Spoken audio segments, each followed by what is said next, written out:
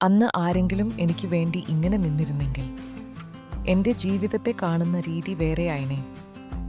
ഒരു കുടുംബ ചടങ്ങിൽ എൻ്റെ മകന് ബിരിയാണി കൊടുത്തു.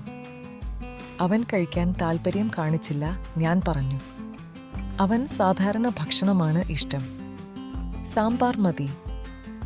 അപ്പോൾ അവർ ചിരിച്ചുകൊണ്ട് പറഞ്ഞു, ഇവനെ കണ്ടാൽ തന്നെ മനസ്സിലാകും ഇതാണോ ആരോഗ്യം.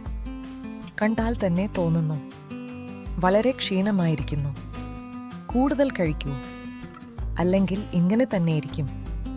ആ കളിയാക്കുന്ന വാക്കുകൾ അവൻ്റെ മുഖത്തെ ചിരി അണച്ചു.